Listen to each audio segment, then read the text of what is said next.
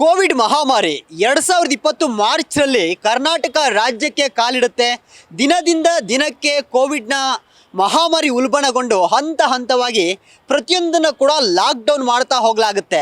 ಯಾರೆಲ್ಲ ಹೊರ ರಾಜ್ಯಗಳಿಂದ ಬರ್ತಾರೆ, ಯಾರೆಲ್ಲ ಹೊರ ದೇಶಗಳಿಂದ ಬರ್ತಾರೆ, ಪ್ರತಿಯೊಬ್ಬರನ್ನ ಕೂಡ ಜನಗಳ ಮಧ್ಯೆ ಬೆರೆಯೋದಕ್ಕೆ ಬಿಡೋದಿಲ್ಲ. ಅವ್ರನ್ನ ಹೋಮ್ ಕ್ವಾರಂಟೈನ್ ಮಾಡಲಾಗುತ್ತೆ, ಜೊತೆಗೆ ಪ್ರತ್ಯೇಕವಾಗಿ ಖಾಸಗಿ ಹೋಟೆಲ್ಗಳಲ್ಲಿ ಕ್ವಾರಂಟೈನ್ ಮಾಡಲಾಗುತ್ತೆ. ಈ ಸಂದರ್ಭದಲ್ಲಿ ಡ್ರೋನ್ ಪ್ರತಾಪ್ ಕೂಡ ಒಬ್ಬರು ಜೂನ್ ಸಂದರ್ಭದಲ್ಲಿ ಹೈದರಾಬಾದ್ನಿಂದ ಬೆಂಗಳೂರಿಗೆ ಬರ್ತಾರೆ. ಆ ಸಂದರ್ಭದಲ್ಲಿ ಹೋಮ್ ಕ್ವಾರಂಟೈನ್ ಆಗದೆ ಅಥವಾ ಖಾಸಗಿ ಹೋಟೆಲ್ನಲ್ಲಿ ಕ್ವಾರಂಟೈನ್ ಆಗದೆ ನೇರವಾಗಿ ಖಾಸಗಿ ಚಾನಲ್ ಒಂದಕ್ಕೆ ಸಂದರ್ಶನ ಕೊಟ್ಟರು ಅನ್ನೋ ಕಾರಣಕ್ಕೋಸ್ಕರವಾಗಿ ಅವ್ರನ್ನ ಕ್ವಾರಂಟೈನ್ ಮಾಡೋದಕ್ಕೆ ಹೋಗ್ತಾರೆ. ಆ ಸಂದರ್ಭದಲ್ಲಿ ಅವರು ಪೊಲೀಸರ ಕೈಗೆ ಸಿಗೋದಿಲ್ಲ, ಕ್ವಾರಂಟೈನಿಂದ ಮಿಸ್ ಆಗಿರ್ತಾರೆ. ಈ ಕಾರಣಕ್ಕೋಸ್ಕರವಾಗಿ ಆಗಿನ ನೋಡಲ್ ಅಧಿಕಾರಿಯಾಗಿದ್ದಂಥ ಡಾಕ್ಟರ್ ಪ್ರಯಾಗ್ ಅವರು ಒಂದು ದೂರನ್ನು ಕೊಡ್ತಾರೆ. ತಲಘಟ್ಟಪುರ ಪೊಲೀಸ್ ಸ್ಟೇಷನ್ನಲ್ಲಿ ಒಂದು ದೂರನ್ನು ದಾಖಲು ಮಾಡ್ತಾರೆ. ಆ ದೂರಿನ ಅನ್ವಯ FIR ಕೂಡ ದಾಖಲಾಗುತ್ತೆ. ಅದಾಗಿ 1 ತಿಂಗಳ ನಂತರ ಮೈಸೂರಿನಲ್ಲಿ ಡ್ರೋನ್ ಪ್ರತಾಪ್ ಅವರನ್ನು ಅರೆಸ್ಟ್ ಮಾಡಿ ಬೆಂಗಳೂರಿನ ರಿಚ್ಮಂಡ್ ಸರ್ಕಲ್ನಲ್ಲಿರುವಂಥ ಖಾಸಗಿ ಹೋಟೆಲ್ಗೆ ಕರ್ಕೊಂಡು ಬಂದು ಕ್ವಾರಂಟೈನ್ ಮಾಡಲಾಗುತ್ತೆ. ಕ್ವಾರಂಟೈನ್ ಮಾಡಿದಂತಹ ಸಂದರ್ಭದಲ್ಲೂ ಕೂಡ ಜುಲೈ 20ನೇ ತಾರೀಕು ಡ್ರೋನ್ ಪ್ರತಾಪ್ ಅವರನ್ನು ಕ್ವಾರಂಟೈನ್ ಮಾಡಿದರು. 2020 ಜೂನ್ 20, 2020 ಜುಲೈ 20ನೇ ತಾರೀಕಂದು. ಜುಲೈ 20ರಿಂದ ಆಗಸ್ಟ್ 3ರವರೆಗೆ 2 ವಾರಗಳ ಕಾಲ ಅವರನ್ನು ಕ್ವಾರಂಟೈನ್ನಲ್ಲಿ ಇರಿಸ್ತಾರೆ. ಈ ಸಂದರ್ಭದಲ್ಲೂ ಕೂಡ ಹೋಟೆಲ್ ಒಳಗಡೆ ಒಂದಷ್ಟು ವಕೀಲರನ್ನು ಕರೆಸಿ ಡಿಸ್ಕಸ್ ಮಾಡಿದ ಆರೋಪದ ಮೇಲೆ ಮತ್ತೊಂದು FIR ಕೂಡ ಅಶೋಕ್ ನಗರ ಪೊಲೀಸ್ ಠಾಣೆಯಲ್ಲಿ ದಾಖಲಾಗುತ್ತೆ. ಇಷ್ಟೆಲ್ಲ ಆದ ನಂತರದಲ್ಲಿ ಈಗ ಯಾಕೆ ಈ ವಿಚಾರವನ್ನು ಮಾತನಾಡ್ತಾ ಇದ್ದೀವಿ ಅಂದರೆ, ಇತ್ತೀಚೆಗಷ್ಟೇ ಬಿಗ್ ಬಾಸ್ನ ಕಂಟೆಸ್ಟೆಂಟ್ ಆಗಿ ಒಳ ಹೋಗಿರುವಂಥ ಡ್ರೋನ್ ಪ್ರತಾಪ್ ಅವರು ಒಂದು ಆರೋಪವನ್ನು ಮಾಡಿದ್ರು. ನನ್ನನ್ನು ಕ್ವಾರಂಟೈನ್ ಮಾಡಿದಂತಹ ಸಂದರ್ಭದಲ್ಲಿ ಚಿತ್ರಹಿಂಸೆ ಕೊಟ್ಟರು, ತಲೆಗೆಲ್ಲ ಹೊಡೆದ್ರು, ಕಂಡಲ್ಲಿ ಗುಂಡು ಹಿಡಬೇಕು ಅನ್ನೋ ಒಂದು ಆರೋಪವನ್ನು ಕೂಡ ಮಾಡಿದರು. ಈ ಹೇಳಿಕೆಯನ್ನು ನೋಡ್ತಾರೆ ಡಾಕ್ಟರ್ಸ್, ಅಂದರೆ ಅವತ್ತಿನ ನೋಡಲ್ ಅಧಿಕಾರಿಯಾಗಿ ಕೆಲಸ ಮಾಡಿದ್ರು ಡಾಕ್ಟರ್ ಪ್ರಯಾಗ್ ಅವರು.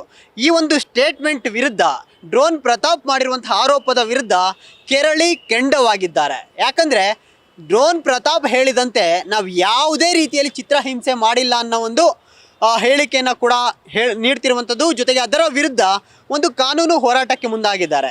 ಇದೀಗ ಸ್ವತಃ ಆ ವಿಚಾರಗಳ ಬಗ್ಗೆ ಮಾಹಿತಿಯನ್ನು ನೀಡಲಿಕ್ಕೆ ನನ್ನ ಜೊತೆಗೆ ಡಾಕ್ಟರ್ ಪ್ರಯಾಗ್ ಅವರೇ ಇದ್ದಾರೆ.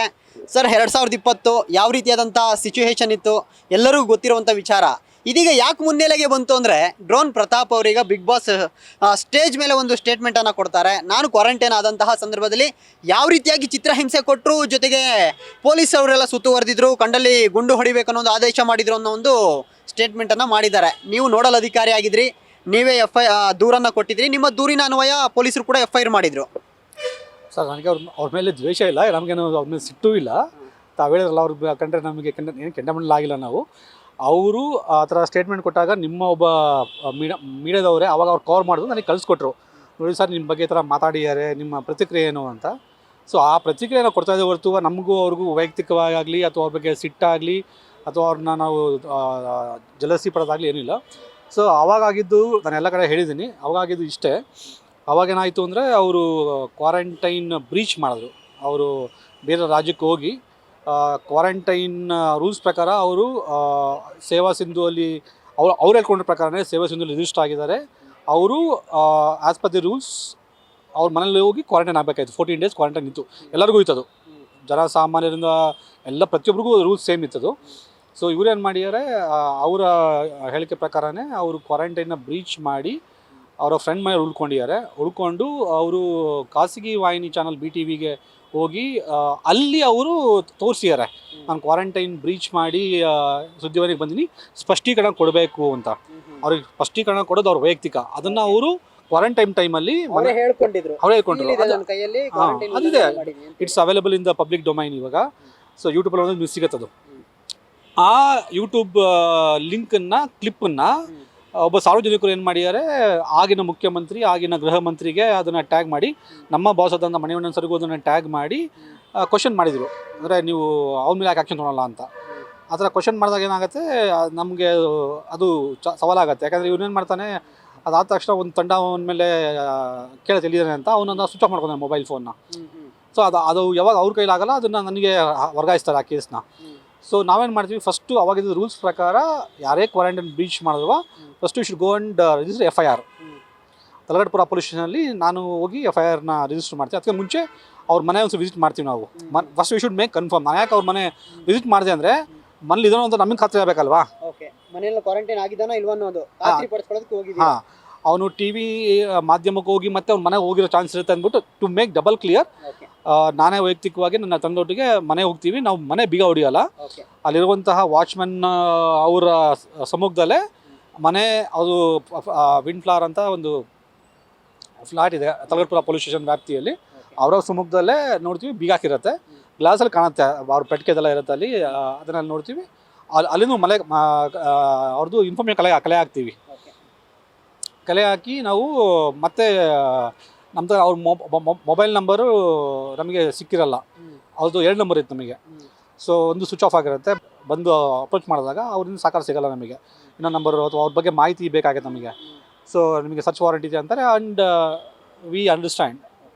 ಸೊ ನಾವು ಹೋಗಿ ಆಮೇಲೆ ವಿ ಪ್ಲ್ಯಾನ್. ಈ ಥರ ಎಲ್ಲ ಕಡೆ ಹುಡುಕೋದು ಅಗತ್ಯ ಇಲ್ಲ. ಸೊ ಅವನೊಂದು ಇಂಟ್ರ್ಯೂವಲ್ಲಿ, ಪ್ರೀವಿಯಸ್ ಇಂಟ್ರ್ಯೂಸಲ್ಲಿ ಅವ್ರ ತಂದೆ ತಾಯಿ ವಿಚಾರ ಬಂದಾಗ ತುಂಬ ಎಮೋಷ್ನಲ್ ಆಗ್ತಾನೆ, ಅವನು ಭಾವುಕನಾಗ್ತಾನೆ. ಆ ಒಂದು ಪಾಯಿಂಟ್ ಇಟ್ಕೊಂಡು ನಾವೇನು ಮಾಡ್ತೀವಿ ಅಂದರೆ 2 ಟೀಮ್ ಮಾಡ್ಕೊತೀವಿ. ಒಂದು ಟೀಮು ಥ್ಯಾಂಕ್ಫುಲಿ ಆವಾಗಿನ SP ಆದವರು, ಸಬ್ ಇನ್ಸ್ಪೆಕ್ಟರ್ ತುಂಬ ಸಹಕಾರ ಮಾಡ್ತಾರೆ. ಯಾಕೆಂದರೆ ಇದು ಹೋಮ್ ಮಿನಿಸ್ಟ್ರಿಗೆ ಟ್ಯಾಗ್ ಆಗಿರುತ್ತೆ.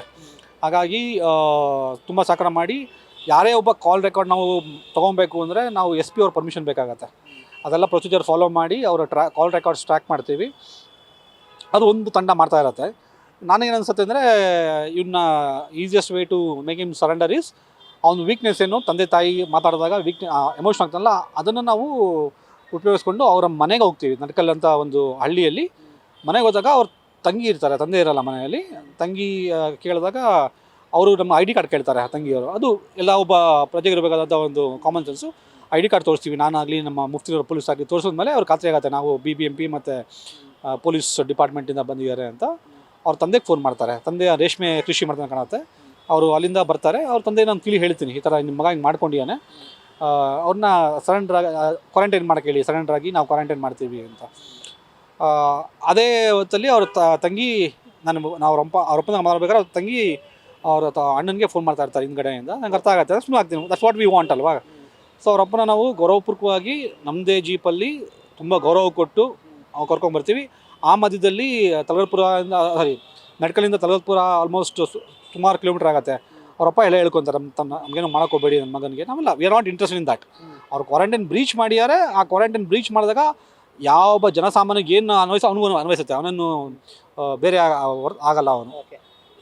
ಸೊ ಎಲ್ಲ ಒಂದೇ. ಅವತ್ತು ಆಗಿನ ಕಾಲಘಟ್ಟದಲ್ಲಿ ಅವನು ಯಾರೇ ಆಗಿದ್ರು ಗೈಡ್ಲೈನ್ಸ್ ಫಾಲೋ ಮಾಡಲೇಬೇಕಾಗಿತ್ತು.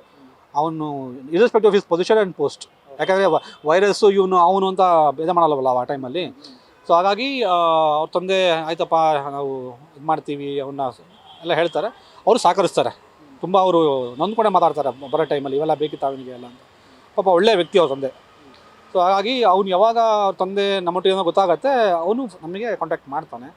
ನಾನು ಅದೇ ಹೇಳ್ತೀನಿ, ಪ್ರತಾಪ್ ಬಂದು ಸರೆಂಡರ್ ಆಗು. ನೀನು ಎಷ್ಟೇ ಒಂದೂರಿಂದ ಒಂದು ಊರ ಅರ್ಥ ಇಲ್ಲ, ನಿನ್ನ ಕಾಲ್ ರೆಕಾರ್ಡ್ ಟ್ರ್ಯಾಕ್ ಆಗ್ತಿದೆ, ಎಲ್ಲೆಲ್ಲಿ ಮೂವ್ ಆಗ್ತಿದೆ ಟ್ರ್ಯಾಕ್ ಆಗ್ತಿದೆ. ನಮ್ಗೆ ಅನ್ಸುತ್ತೆ ಆ ಟೈಮಲ್ಲಿ ಇವ್ನಿಗೆ ಒಬ್ಬನಿಗೋಸ್ಕರ ನಮ್ಮ ಆ ಟೈಮಲ್ಲಿ ಪೊಲೀಸರು ವೆರಿ ಬಿಸಿ. ನಿಮಗೆ ಗೊತ್ತಿರೋ ಮಟ್ಟಿಗೆ ತುಂಬ ಅವರು ಹಗಲು ರಾತ್ರಿ ಶ್ರಮಪಟ್ಟು ಕ್ವಾರಂಟೈನ್ ಆಗಲಿ ಅಥವಾ ಬೇರೆ ಇದಕ್ಕಾಗಲಿ ತುಂಬ ಅವರು ಶ್ರಮಪಟ್ಟಿದ್ದಾರೆ ಹಗಲು ರಾತ್ರಿನವರು. ಅಷ್ಟೆಲ್ಲ ಮಧ್ಯದಲ್ಲಿ ಇವನಿಗೋಸ್ಕರ ಒಂದು ಸಪ್ರೇಟಾಗಿ ಗಾಡಿ ಮಾಡಿಕೊಂಡು ಚಿಕ್ಕಮಗಳೂರು ನನಗಂತೂ ಸೈ ಕಾಣಲಿಲ್ಲ ಅದು ಲಾಜಿಕಲಿ ಮತ್ತು ಲಾಜಿಸ್ಟಿಕ್ಸಲ್ಲಿ. ಹಾಗಾಗಿ ಅವನಿಗೆ ನಾವು ಇಲ್ಲಿಗೆ ಬರೋಕ್ಕೆ ಹೇಳಿದ್ವಿ. ಆ್ಯಕ್ಚುಲಿ ಬೆಂಗಳೂರು ಬಂದ್ಬಿಡೋದು ಹೇಳಿದ್ವಿ ನಾವು. ಬಟ್ ಅವನು ಇಲ್ಲ ನನಗೆ ಬೆಂಗಳೂರು ಬಂದರೆ ಮಾಧ್ಯಮದವರು ನನಗೆ ಫುಲ್ ಸುತ್ತೊಡಿತಾರೆ ಅಂತ ಒಂದು ಭ್ರಮೆಲಿದ್ದ ಅವನು ಆ್ಯಕ್ಚುಲಿ. ಆ ಕಾರಣಕ್ಕೋಸ್ಕರ ನಾವು ಡಿಸ್ಕಸ್ ಮಾಡಿ ಆಯಿತು ನಾವು ಹೋಗೋದು ಬೇಡ, ಅವನು ಎಲ್ಲ ಒಂದು ಕಾಮನ್ ಪ್ಲೇಸಿಗೆ ಬರೋದ್ರೆ ಅನುಕೂಲ ಅಂದ್ಬಿಟ್ಟು ಅವನೇ ಹೇಳ್ದ, ತಾನು ಮೈಸೂರಿಗೆ ಬರ್ತೀನಿ, ಅಲ್ಲಿಂದ ನನಗೆ ಓಕೆ. ನನಗೆ ಇಷ್ಟ ಇರಲಿಲ್ಲ ಮೈಸೂರಿಗೆ ಹೋಗಲಿಕ್ಕೆ. ಆದರೂ ಇದು ಹೈ ಪ್ರೊಫೈಲ್ ಕೇಸ್ ಅಂತ ಮಾರ್ಕ್ ಆಗಿರೋದ್ರಿಂದ, ಬೇಕಾದ್ರೆ CMಗೆ ಮತ್ತು ಹೋಮ್ ಮಿನಿಸ್ಟರ್ ಆಗಿರೋದ್ರಿಂದ ನಾವು ಒಂದು 3 ಜನ, ನಾನು ಇಬ್ಬರು ಮುಫ್ತಿಯಲ್ಲಿ, ನಾನು ಡ್ರೈವರು ಮಂಡಿ ಮೂಲ ಹೋಗ್ತೀವಿ. ಲೊಕೇಶನ್ ಕಳಿಸ್ತಾನೆ. ನಾನು ಹೇಳಿದೆ ಲೊಕೇಶನ್ ಕಳಿಸಪ್ಪ, ಸುಮ್ಕೆ ನಮಗೆ ಹುಡ್ಕೋದು ಬೇಡ, ಟ್ರ್ಯಾಕ್ ಮಾಡಿದ್ದೀವಿ, ನಾನು ಟವರ್ ಲೊಕೇಶನ್ ಹುಡುಕ್ಬೇಕು, ಅದು ಲೊಕೇಶನ್ ಕೊಟ್ಟರೆ ನಮ್ಗೆ ಈಸಿ ಆಗುತ್ತೆ ಅಂತ. ಅವ್ನು ಮಾತು ಕೊಟ್ಟಂಗೆ ನಾವು ಮಂಡಿ ಮೂಲ ಹೋಗ್ತೀವಿ. ನಾನು ಹೇಳ್ತೀನಿ, ನಾವಾಗ ಅಲ್ಲಿ ಮನೆಗೆ ಬರಲ್ಲ, ಯಾಕಂದರೆ ಒಂದು ಅವಮಾನ ಆಗುತ್ತಲ್ವ, ಮನೆಗೆ ಹೋಗಿ ಅವನ್ನ ತಗೊಂಬಂದರೆ ಇನ್ಸಲ್ಟ್ ಆಗುತ್ತೆ. ಈ ಜೀಪ್ ನಂಬರು ಇದನ್ನು ಡೋರ್ ಓಪನ್ ಮಾಡ್ತೀವಿ, ಬಂದು ಕುತ್ಕೊ ಅಂತ ಹೇಳ್ತೀವಿ. ಹಿಂದೆ ಕೂರಿಸ್ತೀವಿ. ನಾನು ಕೂರಿಸಿ ಏನು ಫೋಟೋ ಮಾಡಬೇಕು ಮಾಡಿ ನಮ್ಮ ಕನ್ಸರ್ನ್ ಆಫೀಸರ್ಗೆ ಸರೆಂಡರ್ ಆಗಿ ಅಂತ ಹೇಳ್ಬಿಟ್ಟು ಮಾಧ್ಯಮಕ್ಕೆ ಯಾರಿಗೂ ಗೊತ್ತಾಗಲ್ಲ. ಅವನ್ನ ನಾವು ಬೇಣು ಕರ್ಕೊಂಬರ್ತೀವಿ. ಬರಬೇಕಾದ್ರೆ ಎಲ್ಲೂ ಇಡಬೇಕಲ್ವ ಕ್ವಾರಂಟೈನ್ಗೆ. ನನ್ನ ಕೊಲೀಗ್ ಅದು ಚೇತನಿಗೆ ಫೋನ್ ಮಾಡ್ತೀನಿ, ಎಲ್ಲೂ ಇವ್ನ ಹೆಸರು ಹೇಳಿದ್ರೆ ಯಾರು ಒಪ್ಪಲ್ಲ. ಆಮೇಲೆ ಕೊನೆಗೆ ಹೋಟೆಲ್ ಪ್ರೈಡ್ ಅವರು ಅವಕಾಶ ಮಾಡಿಕೊಡ್ತಾರೆ. ಹೋಟೆಲ್ ಪ್ರೈಡಲ್ಲಿ ಇವನ್ನ ಹೇಳಿ ನಾನೇ ಖುದ್ದಾಗೆ ಅವತ್ತು ಅವರಿಗೆ ಕರ್ಕೊಂಡೋಗಿ ರೂಮ್ ಚೆಕ್ ಮಾಡಿ ಕ್ಯಾಮ್ರಾ ಎಲ್ಲ ಇದು ಮಾಡಿ. ಪವನ್ ಪ್ರತಾಪ್ ಅವರು ಹೊರ ರಾಜ್ಯದಿಂದ ಸುಮಾರು ಜೂನ್ 2ನೇ ವಾರ ಅಥವಾ 3ನೇ ವಾರದಲ್ಲಿ ಬರ್ತಾರೆ. ಆ ಜೂನಲ್ಲಿ ಬರುವಂಥದ್ದು, ಆಗ ಮಿಸ್ ಆಗ್ತಾರೆ. ಮಿಸ್ ಆಗಿ ನೀವು ಸುಮಾರು ನಮಗೆ ಇಂಟ್ರ್ಯೂ ಕೊಟ್ಟು within 3 days we have captured him. 3 ದಿನದಲ್ಲಿ ಅವ್ರನ್ನ ಅರೆಸ್ಟ್ ಮಾಡಿ. ಯಾಕೆಂದ್ರೆ ಏನಾಯ್ತು ಅಂದರೆ ಒಂದು ಫೋನ್ ನಂಬರ್ ಸಿಕ್ಕರೆ ಅವತ್ತೇ ಮಾಡ್ತಿದ್ವಿ. ಅರೆಸ್ಟ್ ಅನ್ನೋಕ್ಕಿಂತ ಹೆಂಗೆ ಗೊತ್ತಾ, it's matter of surrendering for the rules. ಅವ್ನು ದೊಡ್ಡ ಕ್ರಿಮಿನಲ್ ಅಲ್ಲ, ಟೆರರಿಸ್ಟ್ ಅಲ್ಲ, ಅವನಿಗೆ ನಾವು ಆ ಥರ ಟ್ರೀಟ್ ಮಾಡಲಿಕ್ಕೆ. ಒಬ್ಬ ಸಾಮಾನ್ಯ ವ್ಯಕ್ತಿ ಒಂದು ಕ್ವಾರಂಟೈನ್ ಬ್ರೀಚ್ ಮಾಡಿದಾಗ ಏನು ನಾವು ಆವಾಗೇನೋ ಕಾನೂನು ಮಟ್ಟಿಗೆ ಏನು ನಮಗೆ ಗೈಡ್ಲೈನ್ಸ್ ಕೊಟ್ಟು ಅದನ್ನು ಫಾಲೋ ಮಾಡಲೇಬೇಕಲ್ವಾ. ಸೊ ಹಾಗಾಗಿ ನಾವು ಅವ್ನು ಕ್ವಾರಂಟೈನ್ 14 days ಕ್ವಾರಂಟೈನ್. ಅವನು ಮನೆಗೆ ಹೋಗಿದ್ರೆ ನಾವು ಅದನ್ನು ಪ್ರಮೇಯ ಬರ್ತಾ ಇಲ್ಲ. ಇದೇನಾಯಿತು ಅಂದರೆ ಪ್ರಕರಣ ಯಾವಾಗ ಮುಖ್ಯಮಂತ್ರಿಗೆ ಮತ್ತು ಗೃಹ ಮಂತ್ರಿಗೆ ಟ್ಯಾಗ್ ಮಾಡಿ ಒಬ್ಬ ಪಬ್ಲಿಕ್ ಕ್ವಶನ್ ಮಾಡಬೇಕಾದ್ರೆ ಅದು ನಮ್ಮ ಕರ್ತವ್ಯ ಅಲ್ವಾ. ಸೊ ಬ್ರೀಚ್ ಮಾಡೋದನ್ನು ಹೇಳ್ಕೊಳ್ಬೇಕಾದ್ರೆ we have to take action as per the law. ಆ ಟೈಮಲ್ಲಿ ಇರೋದು NDMA ಇದು ವೆರಿ ಸ್ಟ್ರಾಂಗ್ ಲಾ ಆ ಟೈಮಲ್ಲಿ. ನ್ಯೂಸ್ ಫಸ್ಟ್ ನಿರ್ಭೀತಿಯಿಂದ ನಿಮ್ಮ ಪರವಾಗಿ.